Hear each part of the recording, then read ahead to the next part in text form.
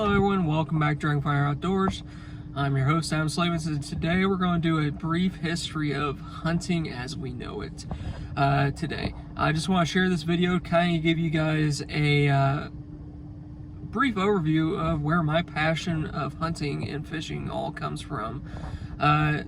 If you really want to get started, hunting with like a bow and arrow, which is like my favorite way to hunt, started about 12,000 years ago. At least that's in our history. That's the earliest knowledge that we have. But I don't want to go back that far because bow hunting has been throughout the entire history of humanity. I want to go back to the modern history of bow hunting and where that began. And that begins with the fathers of bow hunting.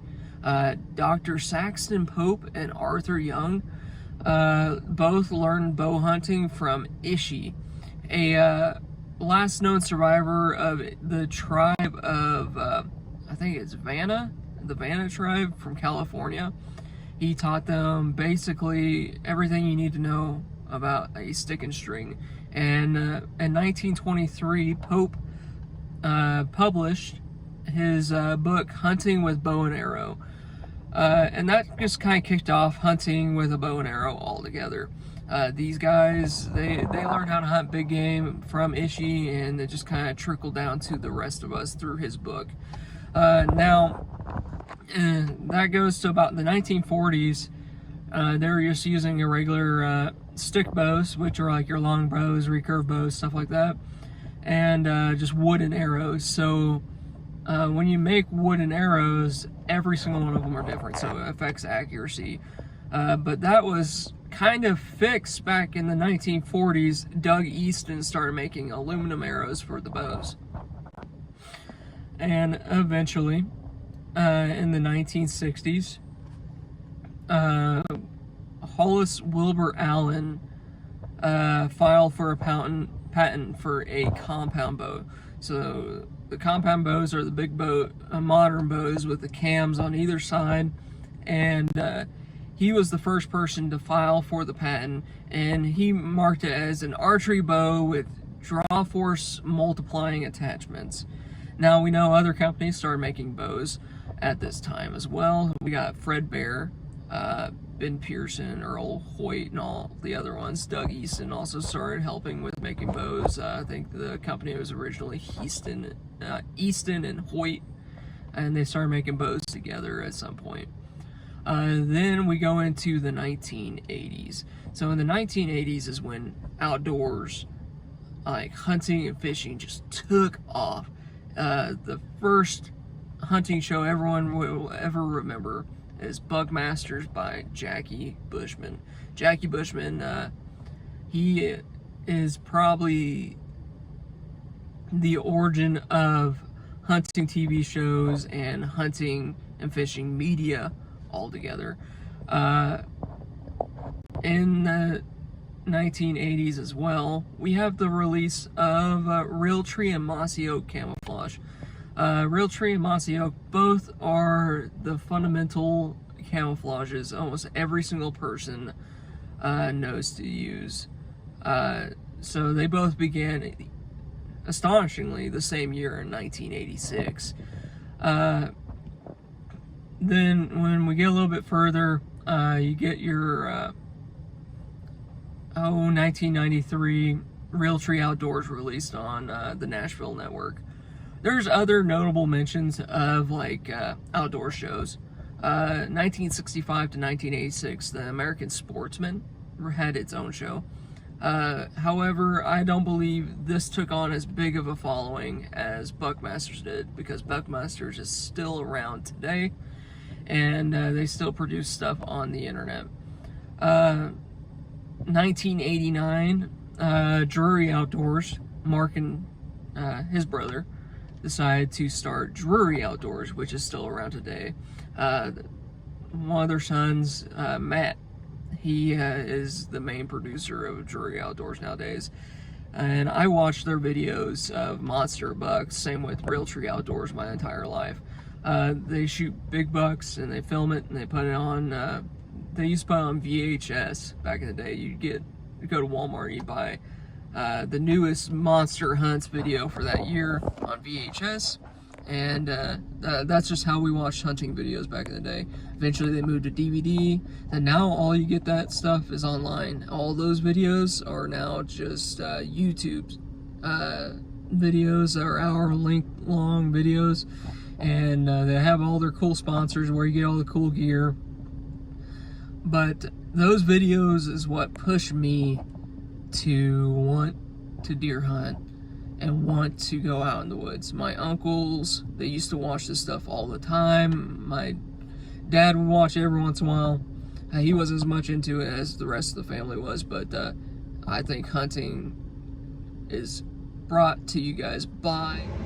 Hello everyone, this is me from the future. So this video ain't really brought to you by anyone except myself, so I decided to use this little moment here to do a little quote from the Bible. I got John 11:25. Jesus said to her, "I am the resurrection and the life. The one who believes in me will live even though they will die. And whoever lives by believing in me will never die." Do you believe this? Do you?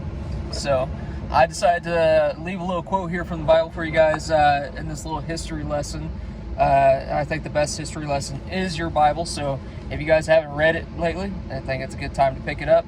So let's get back to the little history lesson I got going in the video from the past, and thank you guys for watching. There's probably some people I'm leaving out in this brief history, but if you get to modern times, 2008, Bone Collector came out. Bone Collector is Michael Waddell's group of guys. He has T-Bone himself and a few others. They go out and do hunting adventures, but they also do funny pranks on their buddies, and they just make it more fun. And if you get to the modern time of deer hunting, everything's on YouTube. Everyone's on YouTube. It's pretty great, actually, to be able to access my favorite type of content on YouTube, or each one has their own app nowadays. Like Realtree was on the Outdoors channel app. Drury Outdoors had their own app.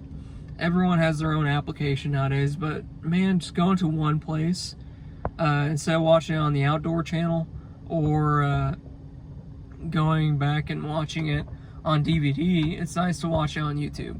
So YouTube honorable mentions nowadays, you got Meat Eater. They're on Netflix and YouTube and all the big places. They're probably one of the biggest in the game nowadays of just hunting content. You got Seek One. We got a guy out there that goes suburban hunting only. Like, he goes and knocks on all the doors in the suburban area where big bucks are located and where it's legal to hunt these deer in suburban locations. And he goes and knocks on their doors, gets permission, and he shows the whole process pretty much at the end of the year once he kills his big buck. Then we have like the hunting public guys. All those guys, they go out on public land basically. That's all they do is public land hunting, and they show you the process doing that. Mark Kenyon, he's part of the Meat Eater guys. He was originally doing his own podcast and everything, and he talks about finding target bucks and hunting big bucks that way. Of course, you got the classics, Buckmasters, Realtree, all the Mossy Oak guys, Drury guys. They're all on YouTube as well. And there's a few other ones I'm missing, but most of those guys all hunt. Some big influences on the modern YouTube. You got your Guggen Squad guys. All those guys, they started their own channels, formed a team called the Guggen Squad, and all those guys, I think, all do hunting and fishing videos as well. They're big in the outdoor space. Then you got just regular outdoors guys that do hunting videos nowadays as like an additional part to their channel. It's been a while since I've seen any of those ones, but I'm trying to think. There's a couple other ones on there that I am missing. I just can't remember the names too right now. But you guys should check all these people out. If you haven't in a while, I say go and buy one of the old VHS tapes and watch them again. They're great. They're a classic. And see the Realtree guys. What they're talking about, it's the same stuff we talk about nowadays. I was watching one of the original Jackie Bushman Buckmasters videos the other day. They were practicing rattling antlers in Texas on a big ranch. And when they were rattling them in, they were also trying to use a grunt call, see what would work. And that's the same stuff we do. Like almost any new hunter goes out there and gets these rattle antlers and wonders, does it work? Yeah, these guys have tried it. They show it.